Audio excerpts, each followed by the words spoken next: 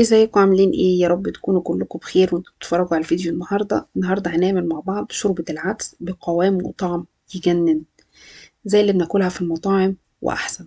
بس الاول، لو انتوا لسه مشتركتوش في القناة، ما تنسوش تشتركوا في القناة وتفعلوا جرس الاشتراك عشان يوصلكوا كل جديد. ولو اول مرة تشوفوني، اهلا وسهلا بيكم في مطبخ روح الفؤاد. دي المقادير بتاعتنا بتاعت شوربة العدس: نص كيلو عدس اصفر، جزرتين، وحدتين طماطم، بصلاية متوسطة، وفصين توم.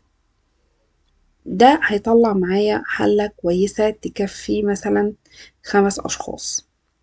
قطعت الخضار بتاعي بالمنظر دوت، قطعت البصلاية رفيع والطماطم والجزر قطعتهم زي ما احنا شايفين وبس. حلة على النار، ضفت فيها معلقتين كبار زيت وحطيت فيها البصل، وهبتدي أشوح البصل لحد ما يوصل معايا للون الذهبي شوية، اللي هو الذهبي المحمر، يعني بين البني وبين الذهبي. والخطوة دي مهمة جدا لأن دي اللي بتدي الطعم بتاع العدس.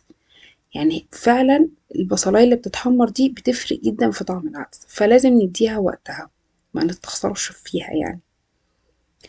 أول ما هتوصل معايا للون ده، هبتدي إن أنا أضيف العدس وأشوحه برضو شوية بتاع دقيقة أو دقيقتين مع البصل.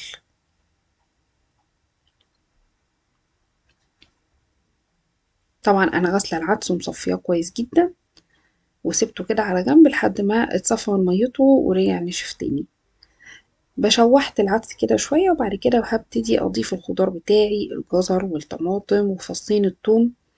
هفرمهم برضو فوق العدس والحاجات، واخدهم برضو تشويحة حوالي 3 أو 4 دقايق. يعني مش هفضل اخد الخطوة دي وقت طويل، لا، هي دقيقة أو دقيقتين بالظبط وخلاص كده بقت جاهزة معايا. وبعد كده هضيف المية بتاعتي.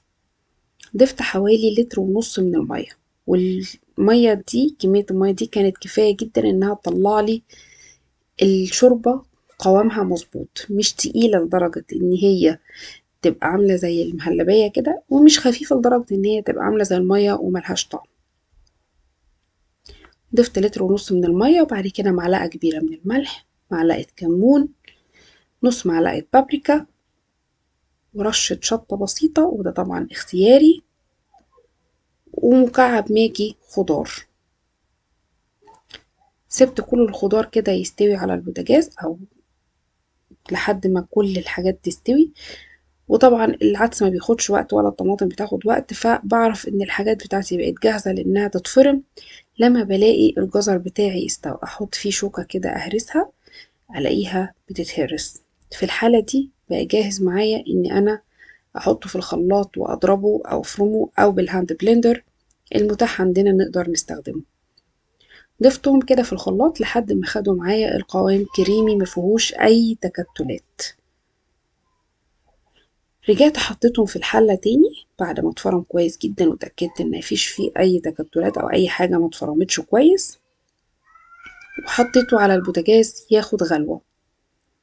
وكده شوربة العدس بقت جاهزة معايا. طبعا بدوق بقى، ممكن يكون محتاج شوية ملح، محتاج اي حاجة، بس انا كان بالحاجات اللي انا حطيتها وقلتها لكم في اول الفيديو كان الطعم معايا مظبوط جدا. الطبق بقى بتاعي كده، بدأت اضيف شوربة العدس. بصوا القوام بتاعها مظبوط جدا، مش تقيلة ومش خفيفة، ومفيش فيها اي تكتلات او اي حاجة مش مفرومة، لا، قوامها ناعم جدا. وحطيت عليها كده شريحتين من الليمون وبصل محمص. طالما شوربة عدس يبقى ليمون و... وعيش محمص، سوري مش بصل. بس اكيد مع شوربة العدس لازم يبقى فيه بصل. وبس. الفيديو بتاعنا النهاردة خلص، يا رب يعجبكم واشوفكم فيديو جاي على خير. ولنا والشفا مقدمة للي هجرب الوصفة. وباي باي.